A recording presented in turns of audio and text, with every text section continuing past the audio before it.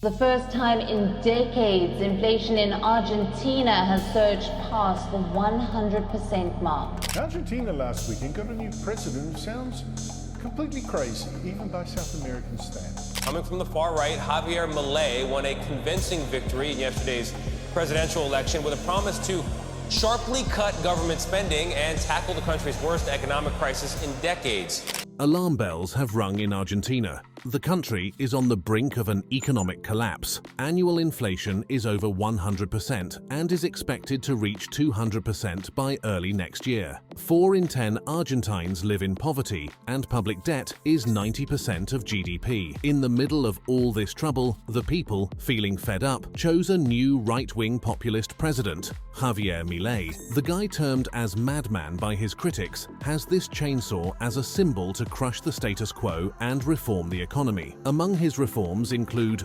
dollarizing the economy and removing the central bank. But the bigger question is, will he save one of the largest economies in South America, or will he plunge the economy into more chaos? We will explore in today's video. It's no wonder that Argentina's 46 million citizens are fed up with the way things are. Despite having the second highest per capita GDP, surpassing even Brazil's by 40%, Argentina is grappling with an alarming inflation rate of over 140% annually. What's striking is that the country holds only $21 billion in international reserves in its central bank, all while facing a looming $4 billion payment to the International Monetary Fund. Argentina hasn't always faced such economic troubles. In the early 20th century, it ranked as the 10th wealthiest nation globally, thanks to the prosperity of the Pampas. This vast region produced ample wheat, corn, wine, and beef, attracting investments. However, the downward spiral began after World War II, notably under the leadership of Juan Domingo Perón, elected president in 1946. Inspired by Mussolini's fascist Italy, Perón adopted a model emphasizing a strong, intrusive state, intense nationalism, and a robust labor movement. While he implemented measures like the 8-hour workday, increased wages, and expansive welfare programs,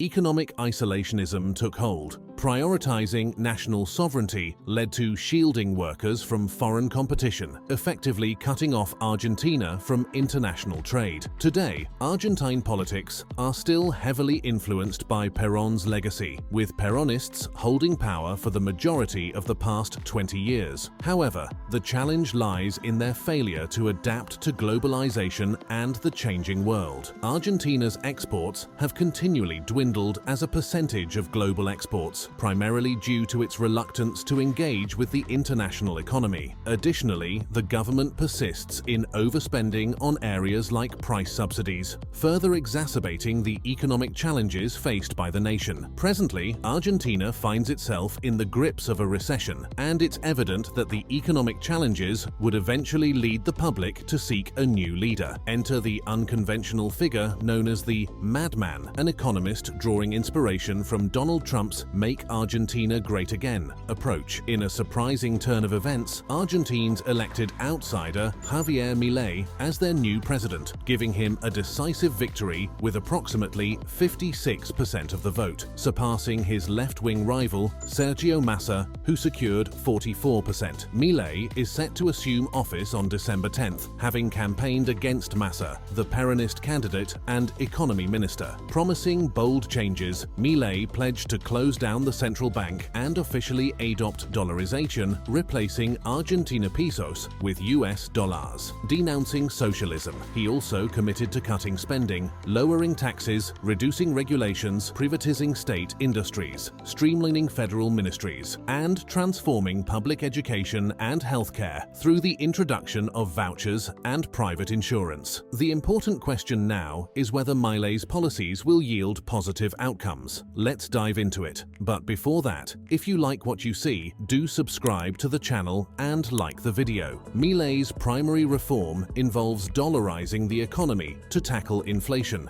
To gain insight, we can examine history. Argentina's prior experience with partial dollarization dollarization, while offering some benefits, such as decreased inflation and increased confidence, also brought significant drawbacks that contributed to the economic crisis of the late 1990s and early 2000s. The loss of monetary independence limited the government's ability to respond to economic shocks, and the peg to the dollar exposed Argentina to external shocks from the US economy. Additionally, the devalued peso made Argentine exports less competitive globally, adding strain to the economy. These factors, coupled with other economic mismanagement, led to a severe recession, high unemployment, and social unrest, ultimately culminating in the 2001 Argentine economic crisis. The concept of dollarization has proven successful in only two nations, Panama and Ecuador, resulting in reduced inflation. However, it's important to note that Argentina,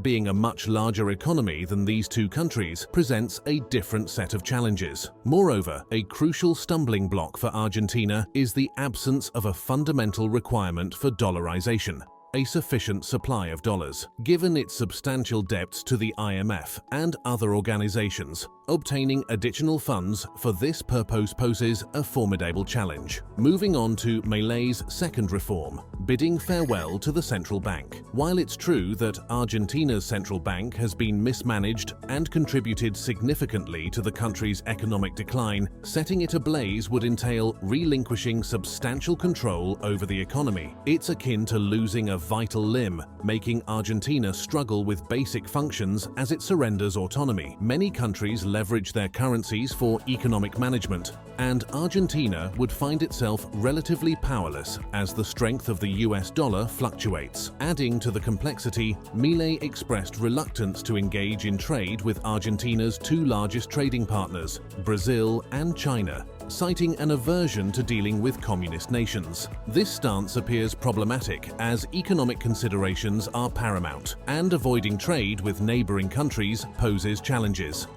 These ill-conceived policies come at a time when Milei faces a significant challenge: the majority. In Argentina, tax and education policy fall under the jurisdiction of the Congress, where Milei's party, Liberty Advances, has minimal representation. Holding only 38 seats out of 257 in the Chamber of Deputies and 7 out of 72 in the Senate, the party lacks control over any of the country's 24 influential subnational governments. While Milei may gain support from some Together for Change politicians, achieving rapid economic victories is crucial for the success of his agenda. In retrospect, Argentina's economy appears to be heading towards another turmoil, and the policies put forth by Milei seem impractical. The most viable solution to address Argentina's challenges involves implementing a comprehensive set of fiscal, institutional, and monetary reforms, akin to Brazil's Real Plan in 1994. This initiative successfully brought an end to over 2 decades of hyperinflation. Brazil achieved success on its 7th attempt to change its currency after 6 previous failures. Argentina, having attempted a similar path at least twice in the 1980s without success, needs to make another attempt. This time, however, it should include institutional reforms that build trust in the new currency. These reforms would necessitate a substantial fiscal adjustment, a commitment already made by the incoming government. Additionally, there should be constraints on spending and borrowing by provinces, accompanied by new laws preventing the central bank from issuing money to finance fiscal deficits. Such a plan would not require Argentina to relinquish sovereignty over monetary and exchange rate matters, presenting a more viable alternative to a program of dollarization. Looking back, it seems hard for Milei to make things better with his extreme ideas.